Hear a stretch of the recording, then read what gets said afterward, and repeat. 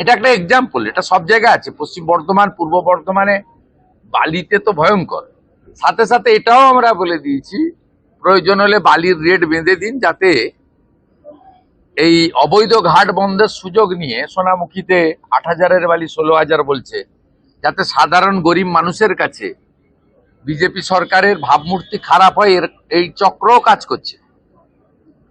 এটাও আমাদের এইসব বিষয়ে অগ্রাধিকারের ভিত্তিতে আমরা করেছি, এবং আধিকারিকরা যাতে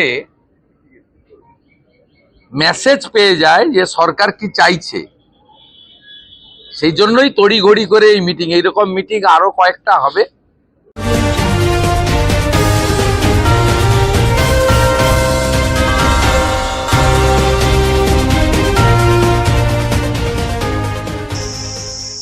মুখ্যমন্ত্রীর হুঁশিয়ারির 24 ঘন্টাও কাটলো না, অবৈধ বালিঘাটে নামলো প্রশাসন। গতকাল দুর্গাপুরের প্রশাসনিক বৈঠক শেষে বিস্ফোরক অভিযোগ তোলেন মুখ্যমন্ত্রী শুভেন্দু অধিকারী।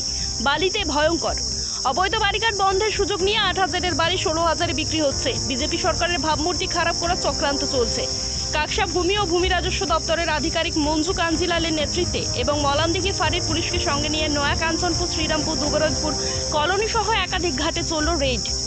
অভিযোগ, তৃণমূল সরকারের আমলে এই এলাকায় গজিয়ে উঠেছিল একাধিক অবৈধ বালিঘাট। সরকারি রাজস্ব ফাঁকি দিয়ে দিনের পর দিন পাচার হতো বালি ভর্তি ট্রাক, ডাম্পার, ট্রাক্টর।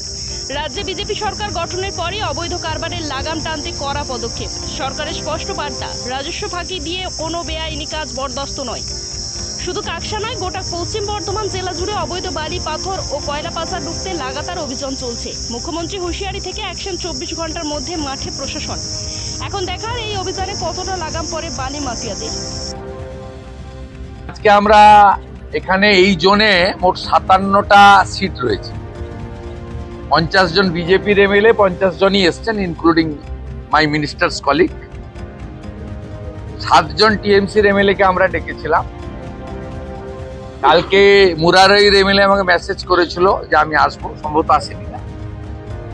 ঠিক আছে, তা আগে 5 বছর মমতা ব্যানার্জি আমাদের ডাকতেন না, বর্তমান বিজেপির মুখ্যমন্ত্রী ওনাদের ডেকেছেন। আগে বিজেপির এমপিদের ফোন ধরতো না বিডিওরা, ডিএম তো দূরের কথা, দিশার মিটিং হতো। আমাদের 2 এমপিকে আমরা মঞ্চে বসিয়েছি, তাদেরকেও যুক্ত করেছি। যেখানে যেখানে বিজেপির এমপি আছে তাকেও যুক্ত করতে হবে। তারা দিল্লি থেকে টাকা নিয়ে আসবে, এনএইচ এর স্কিম, রেলের স্কিম সব ওরা দায়িত্ব নিয়ে আসবে। ডবল ইঞ্জিনের সুফল আমরা মানুষকে পৌঁছে দিতে চাই।